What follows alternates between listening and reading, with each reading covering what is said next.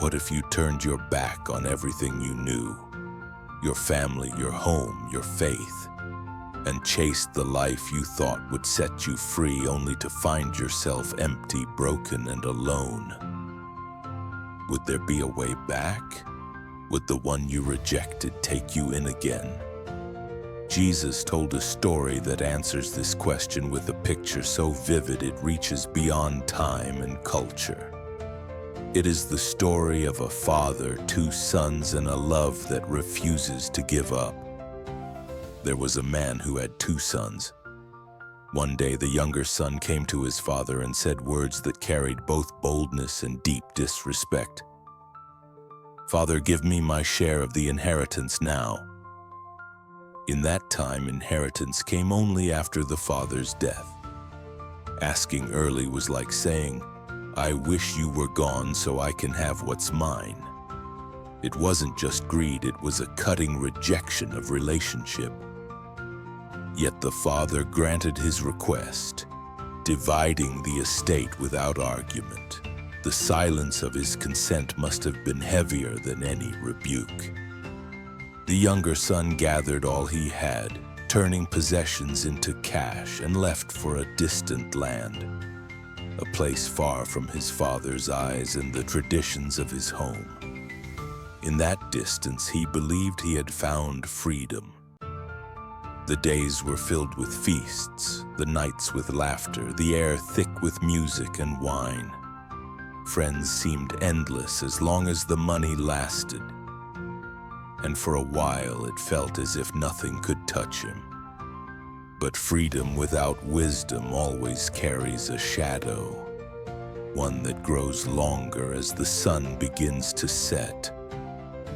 The gold coins thinned until the purse lay silent. The smiles of his companions faded, and their places at the table grew empty. Then the famine came, merciless, sudden, leaving the land dry and the people desperate. Food vanished, work disappeared, and hunger gnawed like an unrelenting wind.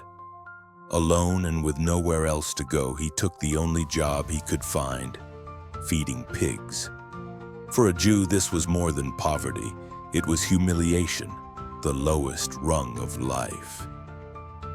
Each day he walked into the stench, tossing husks into the troughs, his own stomach aching so badly that even the pig's food seemed desirable. It was in this filth, surrounded by animals and silence, that something inside him shifted. The noise of the past was gone, and in its place came clarity. He thought of home, not as it had been in his pride, but as it truly was. A place where even servants ate well and lived with dignity. The truth pierced him. He had not simply failed. He had sinned. He had sinned against heaven and against his father. And in that moment, he saw the road he must take, though shame whispered it would be long and unforgiving. He began to form his words, shaping them like a fragile offering. "Father, I have sinned against heaven and against you.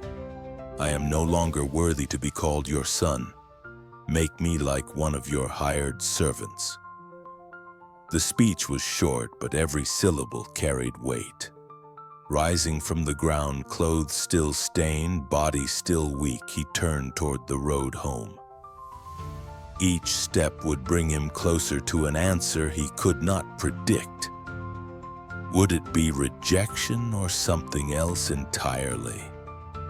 The journey was long, every familiar hill and tree a reminder of how far he had fallen. Fear and hope wrestled in his chest. His heart pounded, his throat tightened, and questions pressed in like a storm. Then, while he was still far off, his father saw him. It was no accident. The father had been watching, and the moment recognition lit his eyes, he ran. In that culture, a man of honor did not run, but here dignity gave way to love. His robe gathered in his hands, his feet striking the dust, eyes locked on the figure of his son. Tears blurred his vision, but he did not slow. When he reached his son, he embraced him with arms that would never let go. The smell, the dirt, the torn clothes, none of it mattered. His tears fell freely, mixing with the dust on his son's shoulders. He kissed him as though the years of distance and waste were nothing. The son began his speech, voice trembling. "Father, I have sinned against heaven and against you. I am no longer worthy to be called your son." But he never finished. The father's voice broke through, not with anger, but with joy. "Bring the best robe and put it on him. Put a ring on his finger and sandals on his feet. Kill the fattened calf. Let us feast and celebrate. For this son of mine was dead and is alive again. He was lost and is found." The robe was a covering of honor, hiding the rags of the past. The ring restored authority, placing the family's seal back on his hand. The sandals marked him as a son, not a servant. And the feast, it was more than food. It was joy made visible, a declaration to all who saw that the relationship was whole again.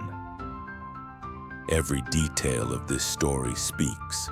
The Father's running tells us that God's love moves toward us before we can reach Him.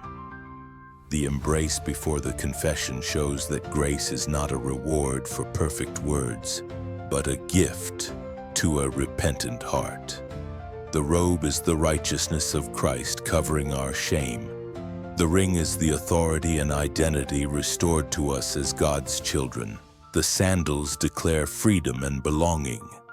And the feast reflects the celebration of heaven when even one sinner turns back. We have all walked some version of the prodigal's road, taking what we can from God, yet keeping our distance, chasing pleasures that fade, ending in places we never expected to be.